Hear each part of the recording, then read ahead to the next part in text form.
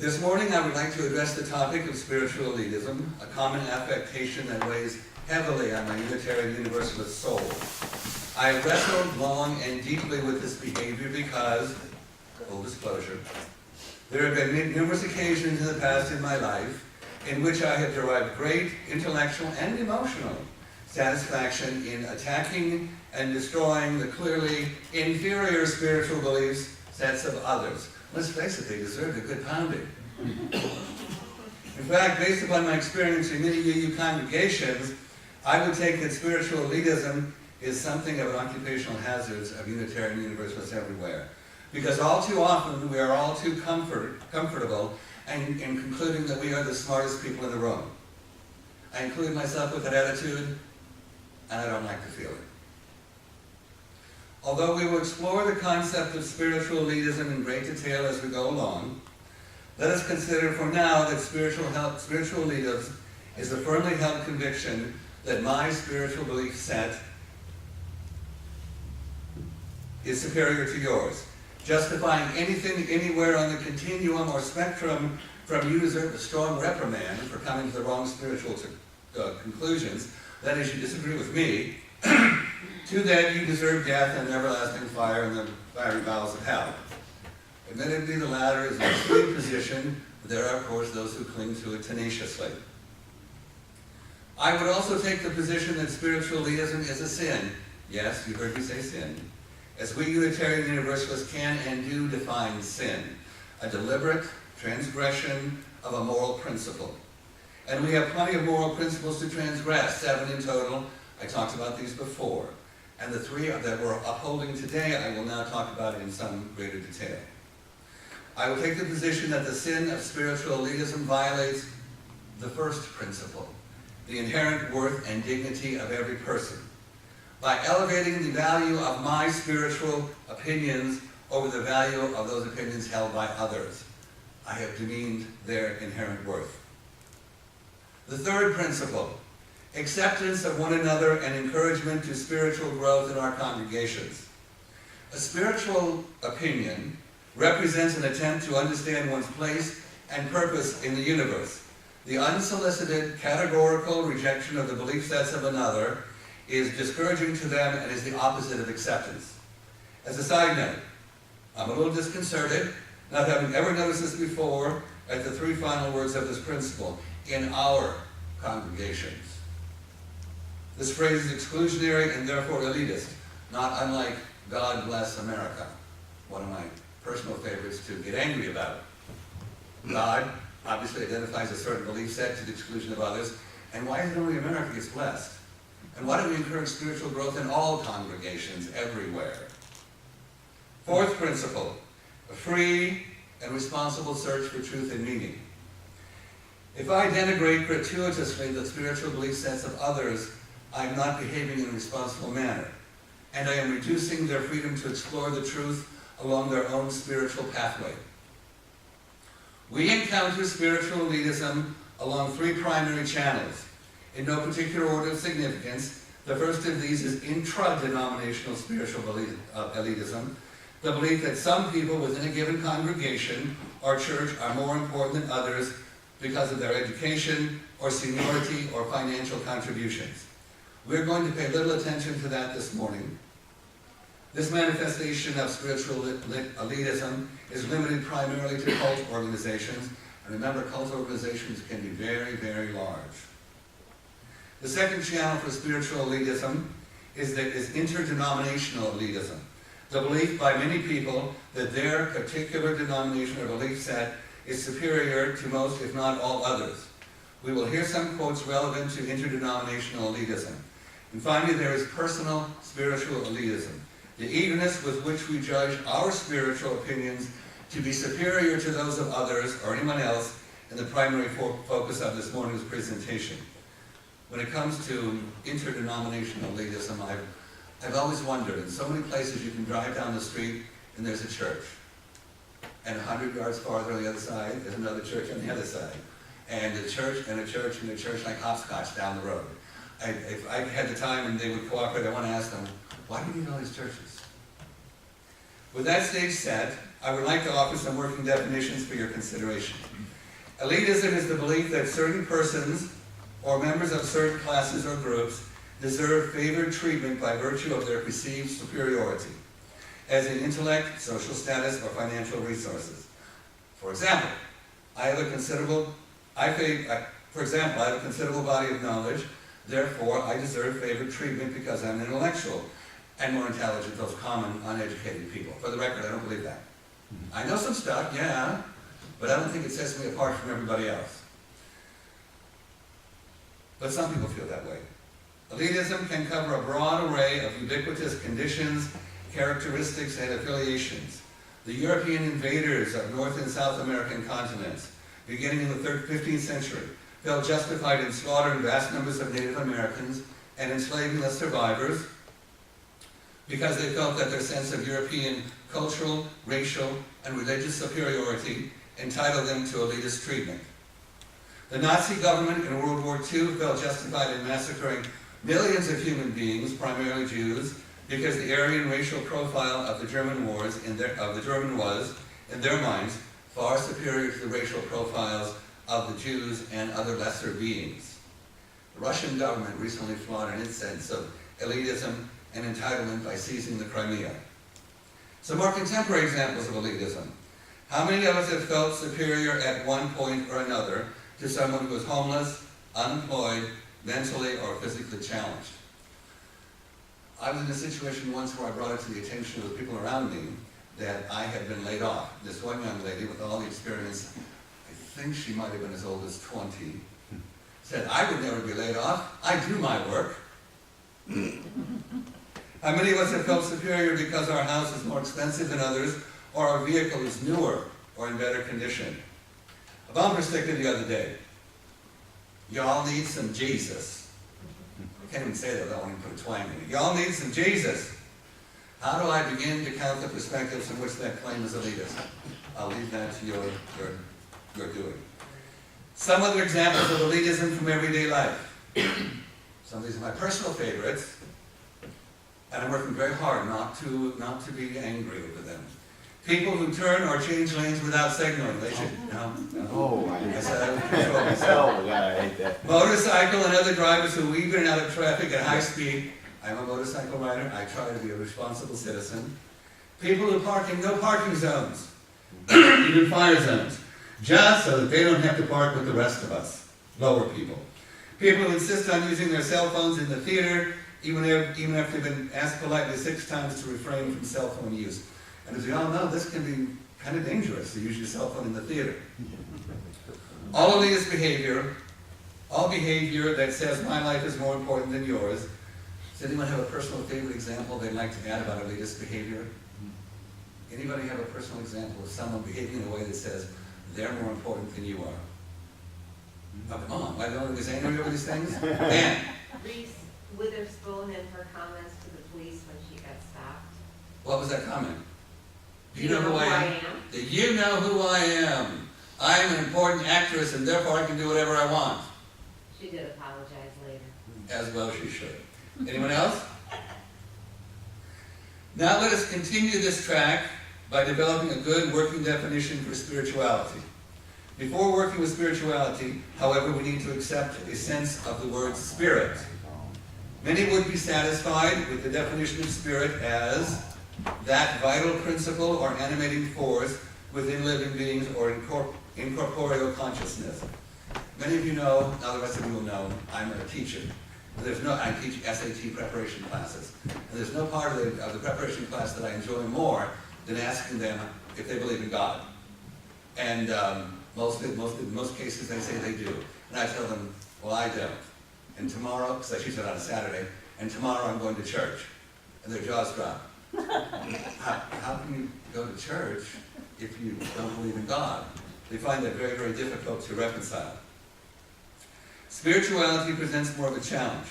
Many of the usual online suspects as sources of definition want to define spirituality in terms of the worship of a deity. Well, as those of you who know me, as the resident Mosaic atheist, I'm frustrated by those limited definitions. So, for the first time ever in public, I now offer my own definition of spirituality. The pursuit of an awareness of prime causes and interrelationships in both the creation of the universe and ongoing universal forces. One more original definition to suit my purpose, and then we can move on. What is worship?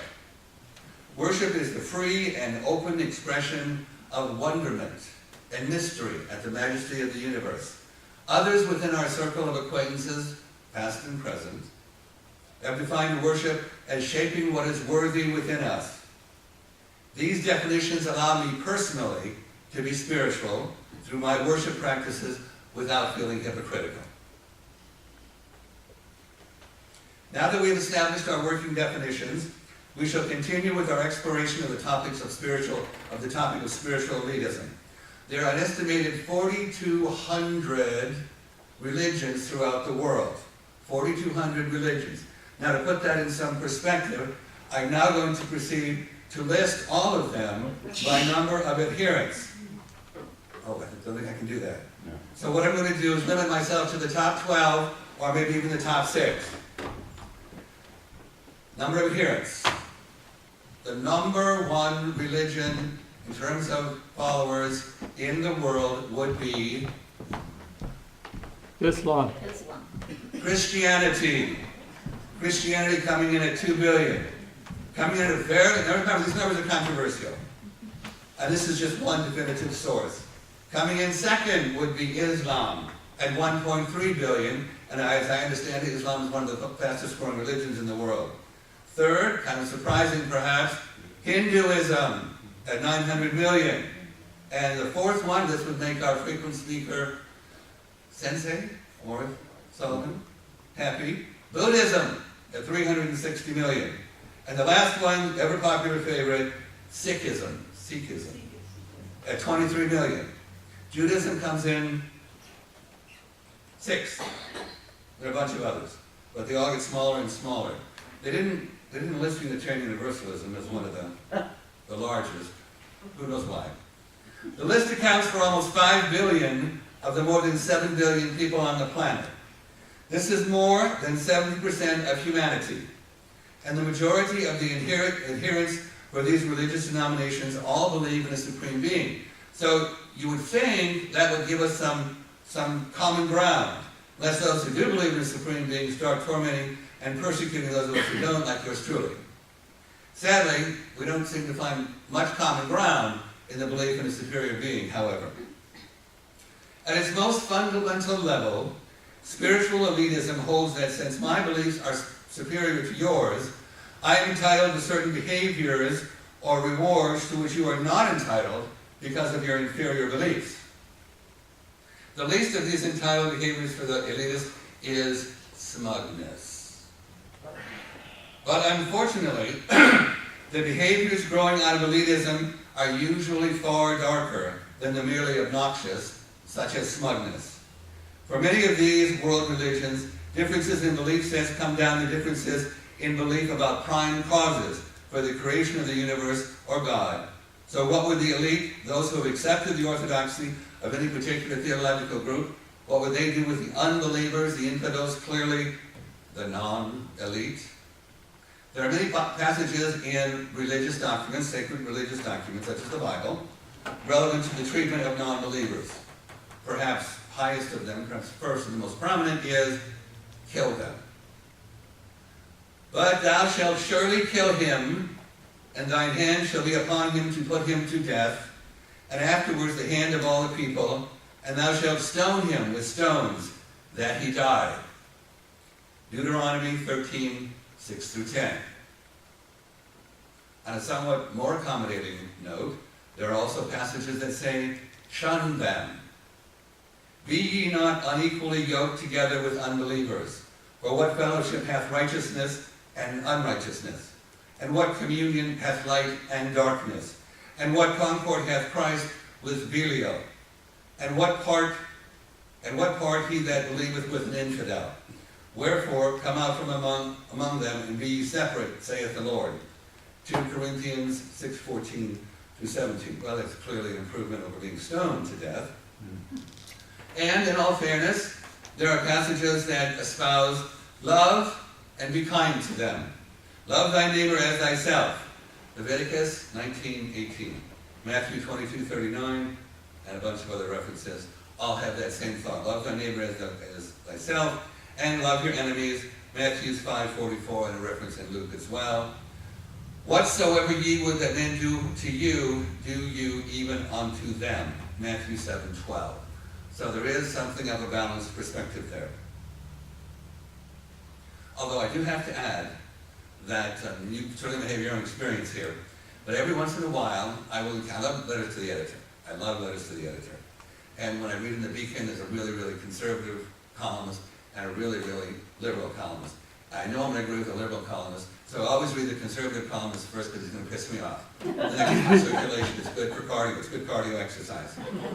But I love the letters to the editor that start out, I am a profound Christian.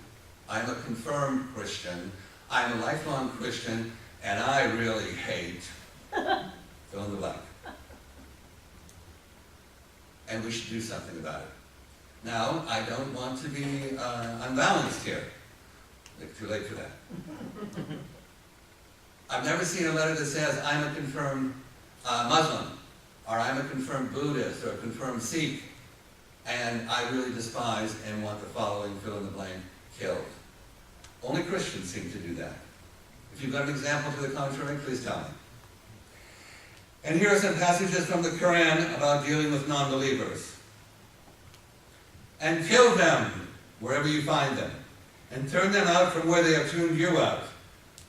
As disbelief is worse than killing, but if they desist, then lo, Allah is forgiving and merciful, not for everyone though. And fight them until there is no more disbelieving and worshipping of others along with Allah, and worship is for Allah alone. But if they cease, let there be no transgression against them except the polytheists. If you believe more than one God, you're dead. It's hopeless for you. There's no redemption. Then another passage. Then fight in the cause of Allah, and know that Allah heareth and knoweth all things. Another. Fighting is prescribed for you, and ye dislike it. But it is possible that ye dislike the thing which is good for you, and that ye love the thing which is bad for you. But Allah knoweth, and ye know not. Another. As to those who reject faith, I will punish them with terrible agony in this world and in the hereafter, nor will they have anyone to help. Soon shall we cast terror into the hearts of the unbelievers, for that they joined companions with Allah, for which He had sent no authority. Now I really did. I searched diligently for passages which would point out what Jews want to do with non-believers, what those of the Zoroastrian faith want to do with non-believers, but the Christians and the Muslims pretty much had the lock on divine retribution for the infidel, for the non-believer. Then with this kind of animosity, this kind of intensity, is there any common ground at all for the people of the earth? Yes. I take the position there is. I believe there is. I believe that it's a relatively non-controversial to assert that the vast majority of people on the planet choose to believe in a first cause. That first cause may be the Christian creation theory with one God, or one of thousands of other creation stories with turtles and so forth, with one too many gods, or the Big Bang theory. Every time I practiced this, I said, Big Bang theory. Now, if any of you believe in the Big Bang and anything to do with creation, I will respect that belief. But generally it's called the Big Bang theory. With no gods, or aliens who may have appeared to be gods, or some other unknown agency. That's common ground. We all share this. Something caused the universe to start, whether it was on purpose. It is reasonable to presume that something or someone, accidentally or on purpose, started this entire process of which we are an infinitesimally small part. What is common ground for all of us then, or at least the sentient among us, is the pondering of the eternal questions, why are we here, or at the very least, how are we here? To eliminate, or at least reduce spiritual elitism, then we must continue to search for common ground. What is the only, although admittedly limited, but nevertheless incontrovertible evidence available to all of us? as we contemplate our place in the universe. It is this, and only this. I stand before you now, and I turn around, and I imagine you turning around, and I scan everything within my vision, in this room and beyond, through the windows into the sky. And I know that I am inextricably immersed in the infinite minutiae and unimaginable glories of what? Exactly. This is my vision of the universe, and all of your shining faces are part of it this morning. And you are all parts within that vision, and I'm part within each of your visions of the universe as well. We call this the universe, but astronomers refer to the possibility of a multiverse. That is, theoretically, our universe would only be a tiny fragment with an infinite number of universes beyond that. That kind of gives me a headache, so I'm not going to talk about that. That's it. That's all we have. The universe as we know it now, and as we humanity will come to know it in the centuries and millennia ahead. Beyond that, it's all opinion. The most precious gift given to us by the universe is the ability to take what limited evidence is available to us and fashion a vision of the universe and our role within it, with which we are the most comfortable and the most comforted. I claim this primal connection as my birthright, and I honor as highly your right to make the same claims. I have spent my entire life fashioning my vision of the universe and my role within it, my spirituality. And when I exit this mortal veil, I will consider my spiritual pathway to still be a work in progress. How could I ever question the right of anyone throughout humanity to forge their own spiritual vision? For to do so would be to challenge fundamentally my own right to do so. My right to question, my right to wonder, my right to imagine. Despite what I hope has been a good case today for vanquishing spiritual elitism from our contacts, our conversations, and our communions, no amount of righteous indignation on my part is going to remove spiritual elitism from our combined efforts to understand our place and purpose in the universe.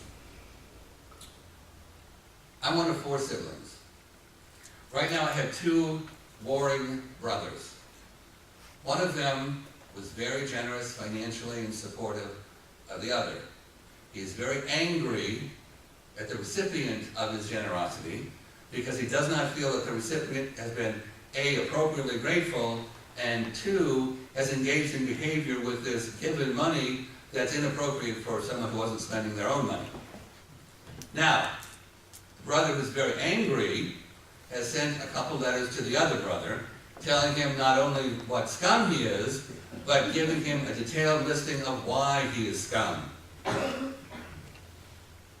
Now, in a conversation the other day, the angry brother told me that he wanted to send one final, scathing, gut-ripping letter to the other brother and tell him what a horrible person he was, and there was no chance for him ever to be part of the family again.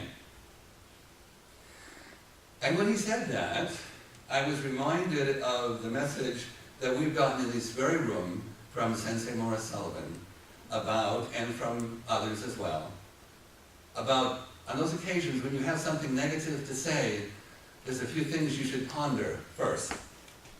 1, is it the truth? 2, is it fair to all parties concerned? 3, does it make anything better?